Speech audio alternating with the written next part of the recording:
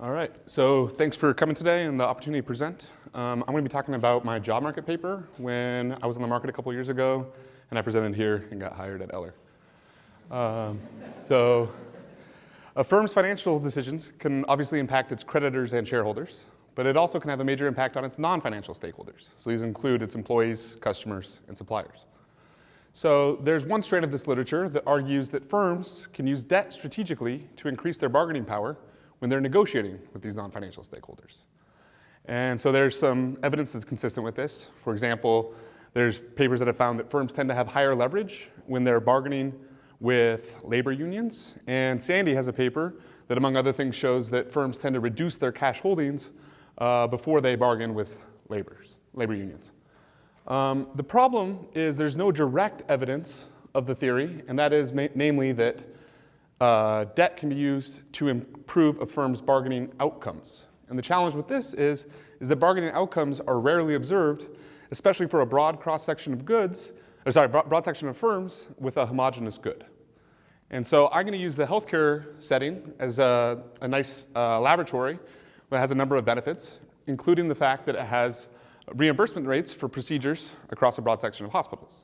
So what I do is I look at if hospitals' leverage or debt choice impacts the reimbursement rates that they receive during negotiations with insurance companies using Medicare data for 5 years. Now, we still have the issue of what sort of procedure should we focus on, and is there a homogeneous good?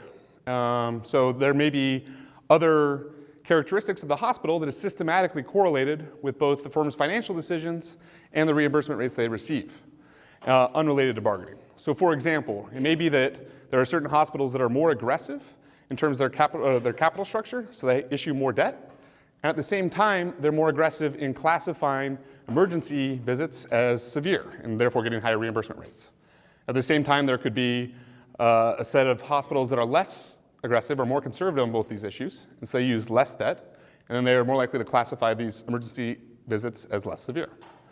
So, of course, I turn to the obvious solution and look at the reimbursement rates for colonoscopies and endoscopies. And this has a number of benefits. The first being that these are very specific, well-defined procedures. So there's no discretion in terms of how they get classified.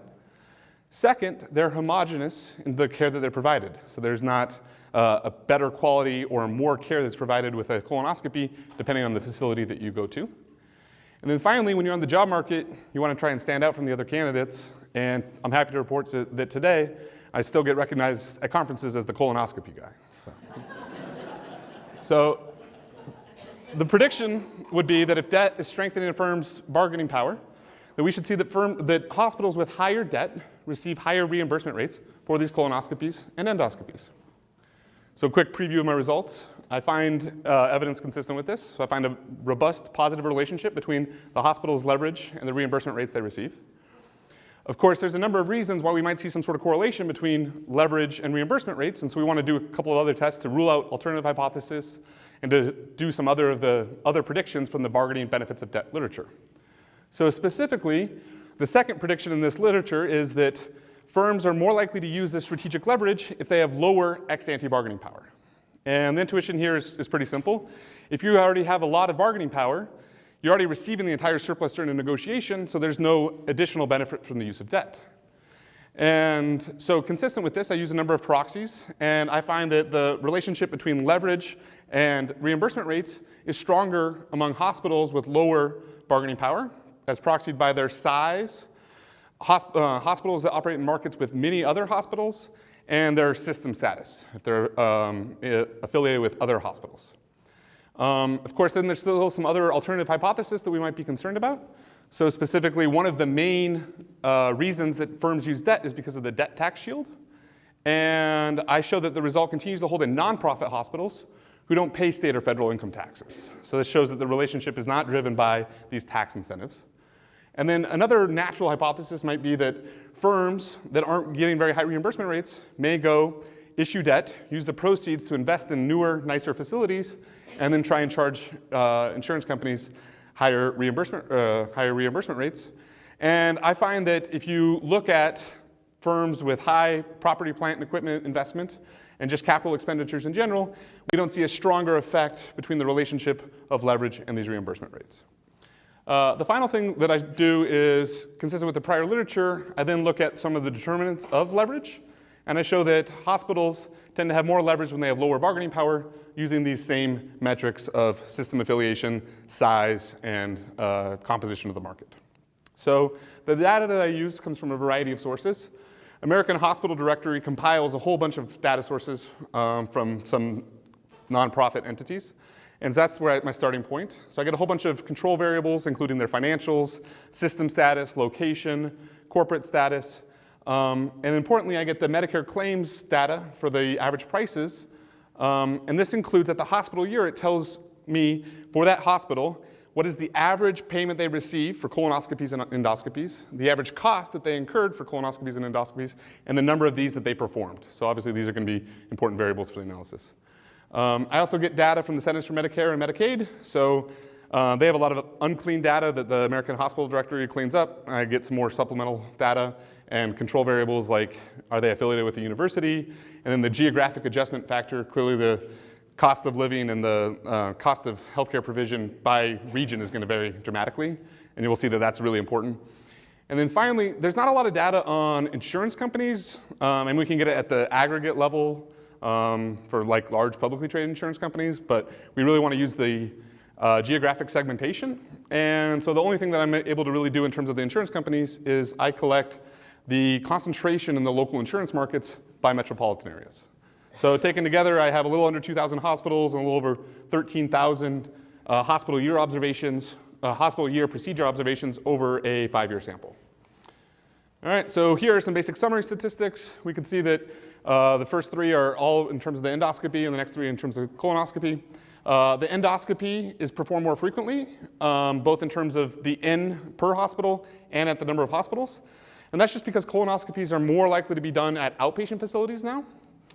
And we can see that they also have a smaller margin. So one way I'm going to interpret the economic magnitudes is I'm going to take the difference between the payment and the cost. And so for colonoscopies, that's a little under $30, whereas for endoscopies, it's $130. Those are some other variables of interest. So leverage, we get substantial variation. We have a bunch of hospitals with no debt. We have others with a lot of debt. About 25% of my sample is for-profit hospitals, and 75% is nonprofit. We're dropping government hospitals because they don't necessarily fit the theory. And then we get about 80% of hospitals are a part of a hospital system, and 20% are standalone facilities. And then we see a lot of difference in terms of the size of these hospitals. So about 10% of hospitals only comprise 1% of the market share, and another 10% have a market share over 50%. All right. So the basic specifications, pretty straightforward. We're going to do the average payment, so this is at a hospital year level, as a function of a number of observables and controls, with our main interest being leverage. And the prediction would be that this beta 1 is going to be positive. And of course, that's exactly what we find. The first column doesn't have all the additional controls. We add a whole bunch of controls in column 2. Column 3 splits this up where I just have endoscopies in the 3rd column and just colonoscopies in the 4th. And then the final column includes hospital fixed effects to try and control for unobserved hospital characteristics, time invariant hospital characteristics. And across all the specifications, the leverage coefficient is positive. We can also see that the geographic adjustment factor is hugely important. So it's got t-stats of 30 plus, which we rarely see in microeconomics. And then, of course, we notice that costs and reimbursement rates are correlated, which is well known. All right, so in terms of an economic magnitude, how do I interpret this? If we had a 1 standard deviation increase in the hospital's leverage, we'd see that they get $4.71 more per colonoscopy, or per endoscopy, and $3.28 more per colonoscopy. And I said I was going to interpret that based on the margins. So this turns out to be about 3.6% higher margins for a endoscopy and 8.8% higher margins for a colonoscopy. Unfortunately, it's hard to do a total economic magnitude because what you'd want to do is you'd want to sum over every single procedure that the hospital performs, which is something like 7,000 procedures. But I would think that this is sort of a lower bound, given this is a Medicare population where a lot of the payments are already sort of subsidized by the government or set by the government. And also these tend to be straightforward homogeneous procedures where there's less scope for bargaining variation. All right, I said that there's a couple of reasons why debt and reimbursement rates might be correlated, and so I'm going to go into those a little bit more. So the first one, as I said, is tax shields. That is the prima facie reason that firms use debt. When you have income on your debt, you don't have to pay the taxes unless you're a nonprofit firm who don't pay any taxes at all, state or federal.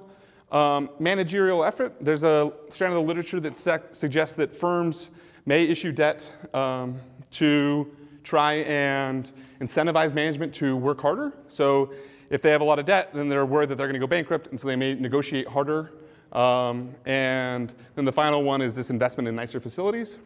And to try and rule out some of these, I'm going to use another benefit of the healthcare setting, is that there's cross-sectional variation in these segmented markets. So all the metropolitan areas are segmented, and we can use that variation in differences in markets. And so I have 4 measures of a bargaining power, and we predict that the effect of leverage on reimbursement rates is going to be stronger in those with low bargaining power. And so the first measure of high bargaining power is going to be whether or not a hospital is affiliated with another hospital or they're part of a hospital system. Second measure is going to be based on just their size, so number of beds scaled by the size of the market. And the last 2 are going to be based on the degree of competition. So hospitals that are the only player are going to have more bargaining power than if there's 30 hospitals. And the nice thing about sort of using 4 proxies is the pairwise correlations are relatively small, and so you're capturing sort of the different elements that would be a latent bargaining power measure. And so the specification is going to be similar, except for now we're adding in additional bargaining power measures, and then the coefficient of interest is going to be the interaction between leverage and bargaining power. And the prediction would be that the hospitals with more bargaining power are going to be less likely to use the strategic debt, or the beta 3 is going to be less than 0. And for all 4 measures, what we find is that that is precisely the case. Leverage remains positive and statistically significant, but then this interaction term is negative and statistically significant. All right, and so these are the same hypotheses that I've been mentioning throughout the talk. So as I said, we find that the effect is stronger in nonprofit hospitals, so that helps rule out the tax shield hypothesis. There's not really any reason to expect that the effect would be stronger in low bargaining power hospitals if there was some sort of effort story. And then finally, I interact property, plant, and equipment and CapEx with leverage and show that this effect is not stronger in hospitals that are spending more money. All right, and so my contribution to this paper is to provide direct evidence that leverage actually improves a firm's bargaining outcomes. And then, of course, this may have some implications for healthcare in general. This can contribute to the rising cost of healthcare costs that, like Brian was bringing up. And in particular, insurance companies are regulated, and so they don't have the ability to use this sort of strategic debt. And so maybe it would help to regulate hospitals and reduce the debt that they can use so we don't get sort of this asymmetric use of debt. All right, thank you very much.